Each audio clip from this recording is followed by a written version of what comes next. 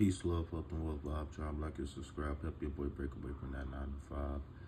My name is KP, and I am here with your daily general collective reading for Wednesday, May 7th, okay? Before I get into the 8 of Cups, I would like to ask you to please like and subscribe. Check the description box for my contact information. I got a myriad of services, including but not limited to guided meditation sessions,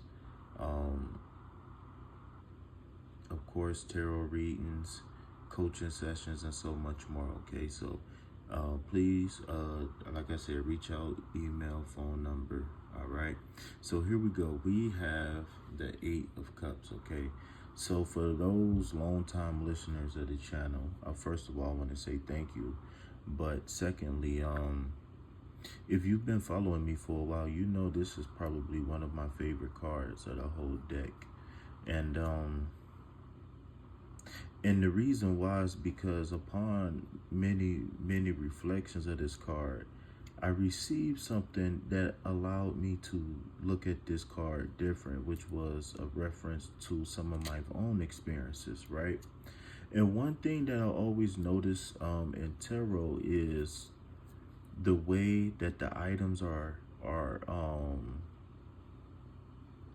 ordered in the card, right? And I feel like it's appropriate to focus here on the cups, right? Nobody never talks about the huge rocks in the water. Nobody never talks about the wand that he's holding, right? Really, whenever you see this card, people just always say, you know, moving towards what serves you, but nobody really ever break down this card, right? And so here, I just want to say, first of all, that the order of the cups is showing me that we're building a pyramid, meaning that things are coming to a point in life, right? So in reality, we are looking for 2 more cups, right? So when we find these cups, what's going to happen is it's going to allow us to put things in order, and then we can go from striving to maintaining the life that we want to live. Okay, so a person walking away from these cups isn't necessarily saying that they're walking away forever. Okay, what's happening is they're looking for more things to complete them, right? So when you achieve the cup, let's just say the cup was a trophy for sports or something like that, right?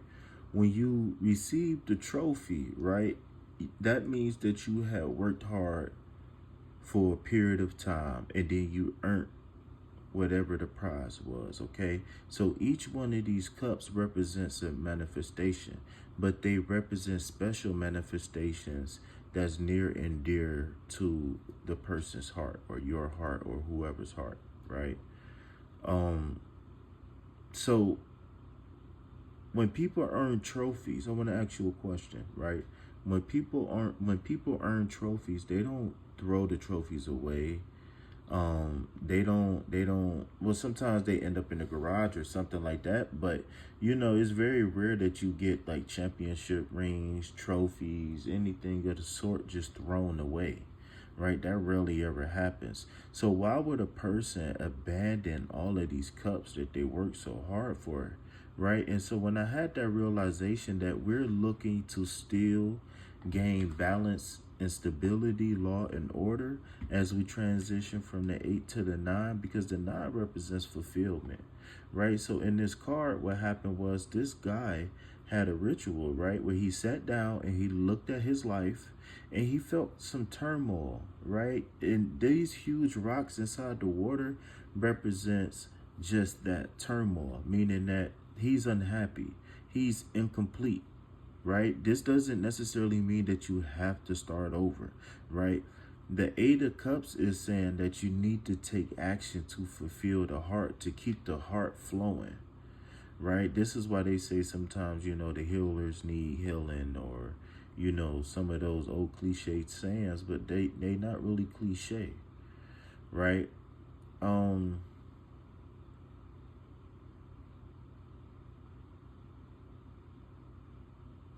This card is representing somebody.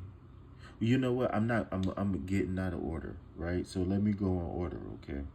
So now that we got a little bit of the inside of the insight of the Eight of Cups, right? Let's talk about what this might look like for you in your everyday life, okay?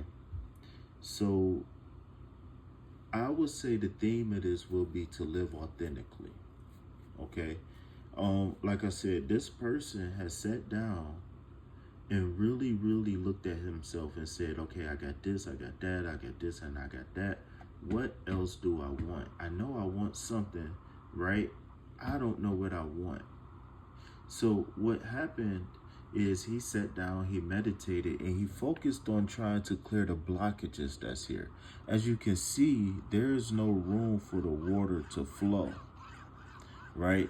And like I said, you don't necessarily have to start over for this water to flow. You just got to be able to move those rocks out the way, move those blockages out of the way. Okay? And how do you do that? You got to live authentically. Okay? This Eight of Cups is calling us to trust our intuition. All right? And if it's a person that we're looking for, I would highly recommend that we, for one, choose people who share the same like viewpoints on life. I don't want us to compromise with who we deal with for the sake of just because, right? I want us to look for people who share the same values, the same principles, the same morals, the same goals, the same visions, right? They like the same cars, they like the same foods, they got the same political views, right? Oftentimes people befriend people who they have nothing in common with, or they only have one or two things in common with, right? And it's, you know, I understand why it happened, but we got to be very cautious of, how can I say this?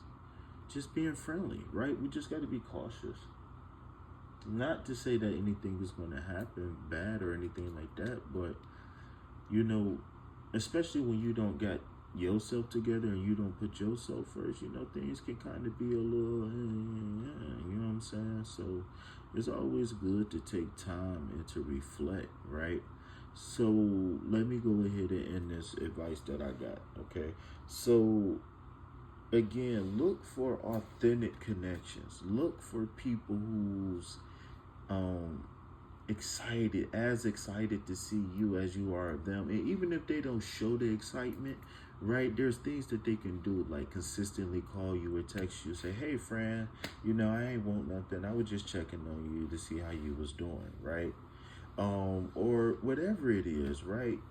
Just look for people, I won't even just say people, right? But look for situations and circumstances that's just in alignment with you and in the direction that you're flowing, right? This represents a person moving forward in life. Why do you say that? Because he's led by a staff. And we already know the staff represent the wands, and the wands represent what? The fire of a person, right? So then we starting to talk about, you know, sacral chakra, you know what I'm saying, solar plexus, whatever that fire element is within you. So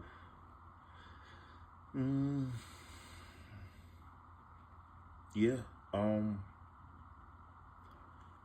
best course of action with this card, what I would say is